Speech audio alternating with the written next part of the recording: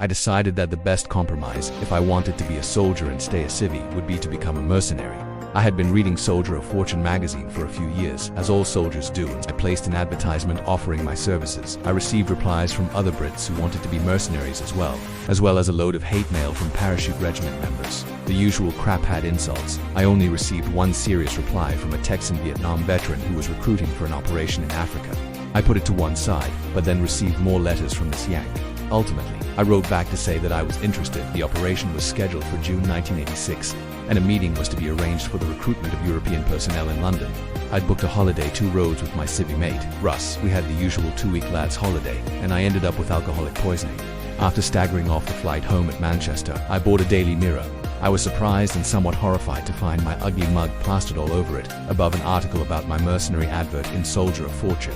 It had the audacity to claim that I was still a serving soldier, but the damage was done. I decided to abandon the idea of being a mercenary after all. It later emerged that I'd made the right choice. Rumor had it that an operation was underway involving British mercenaries, whose mission was to conduct cross-border raids from South Africa into Mozambique, targeting oil refineries. Unfortunately for them, the Mozambique army was being trained at the time by a BATT British Army training team, who ambushed the dogs of war, killing many of those involved. The one thing I had going for me was Julie. She was the daughter of a family friend, and we'd started going out in the summer of 1985. Even that wasn't enough to tie me down though. Scouse had left around the same time as me, and after going through the same feeling of rootlessness and boredom, he had joined up again.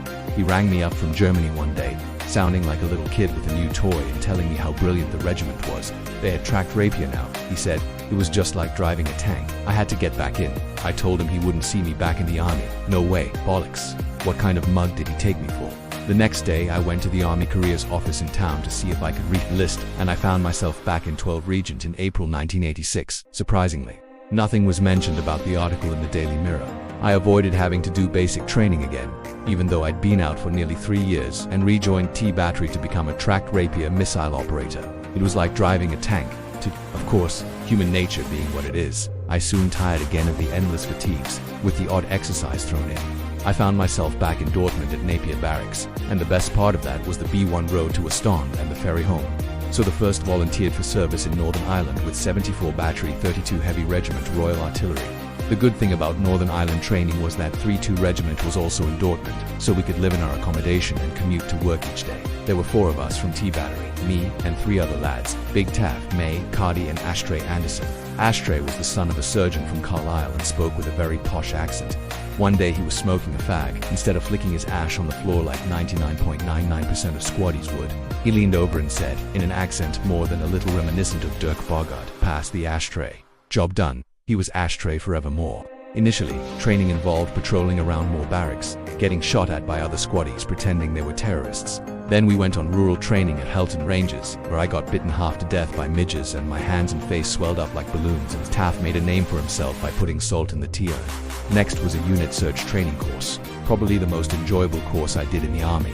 Our instructor was a sergeant from 9 Para Royal Engineers, and he was as cool as a cucumber. The course did exactly what it said on the tin. It taught you to search things. However, we had to be trained for any eventuality, prepared for the unexpected. To ram this point home, they used lots of little tricks. One involved your chair. As you sat down, it exploded. Not exactly 1,000 pounds of Semtex, but enough to make you wake up, that's for sure. Others were more painful. One day they wired our steel urinals up to a 9-volt battery.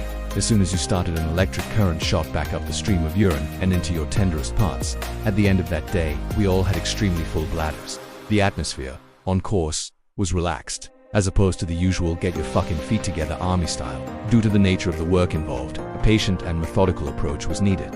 In the early 70s, a British Army search had consisted of a sledgehammer, taking the front door off at 0600 hours, and a gang of squaddies trashing the place. But the fact of the matter was not that every Catholic house was a Pirabomb factory, and a squaddie acting like a Chelsea fan at West Ham could quickly turn a respectable family into a Sinn Féin propaganda coup. So, we were trained to search in a more civilized manner, accompanied by the RUC, the Royal Ulster Constabulary, the disbanded forerunners of today's police service of Northern Ireland, and a search warrant. With our bag of tools, we looked more like plumbers than squaddies. One team of 2 would search upstairs, one team of 2 searched the ground floor. One thing was drilled into us if we ever found anything suspicious: Dan T. Touch. This was for a number of obvious reasons. It could go bang in a nasty way, but we could also disturb evidence. In the unlikely event that we found an M16 assault rifle under the bed, picked it up, and it didn't go bang, the residents would insist that they had never seen it before, now that our fingerprints were all over it. One training search in Seneliger was memorable. Our team was tasked with searching a mock-up house on the ranges, complete with squaddies acting as hacked-off Catholics. They were really looking forward to giving us grief, but they didn't plan on the reaction of Taff. He and I were the upstairs crew, and Cardi and Ashtray took downstairs. We were met on the doorstep by an irate family, complete with mother and sister courtesy of the WRAC. Going through the motions, we explained what we were doing, produced our search warrant and NISR Northern Ireland search report, and tried to enter. They responded with an Academy Award-winning performance, screaming and pushing us back out of the door. It was like a red rag to a bull for Taff. He ran straight through them and set off up the stairs, me in his wake.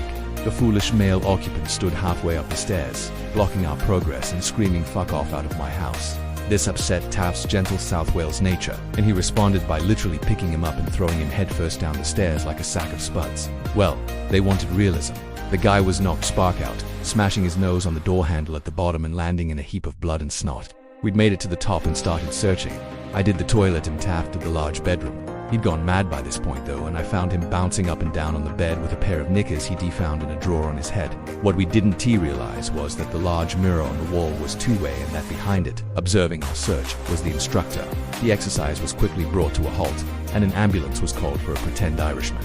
At the end of our training, we were severely tested on all aspects of our task at a place known as Tin City.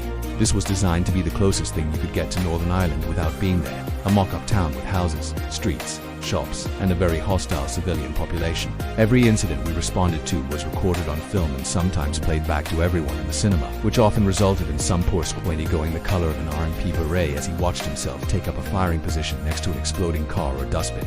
It was important to take it all very seriously. No dancing around with knickers on your head here. It could be hard to do though. One day I stopped a car full of my mates from T-Battery, who were part of the CivPop, the civilian population. Each member of the CivPop was given a new identity and date of birth, so a lad I knew was about 20 was posing as a 75-year-old. The final farcical nail in that day's coffin came when one of the terrorists handed me my mail from camp. Oh, the realism of it all. One thing which could be guaranteed at Tin City was that every day there would be an incident of some kind to deal with. As a result, by the time we actually got to Northern Ireland, we were expecting it to resemble the Wild West with a terrorist lurking round every corner waiting to shoot at us as soon as we stepped off the plane. It wasn't like that, of course, and there was a danger that once we decalmed down, we'd go too far the other way and get lulled into a false sense of security. To avoid that, the NATAT Northern Ireland Training Advisory Team showed us photographs of dead British soldiers. One picture that particularly stuck in my mind was a photo of two lads who had gone over the wall in Belfast to spend the night with a pair of old boilers from Sandy Row. This was a loyalist part of the city, so the squaddies must have thought that they would be safe.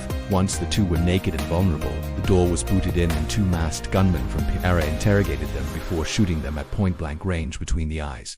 Those shots certainly sent the required message from my brain to my knob. They also showed us pictures of dead terrorists though, and that cheered us up no end. Northern Ireland training completed, the British Army decided 74 Battery were ready to be prison guard force at HMP Maze.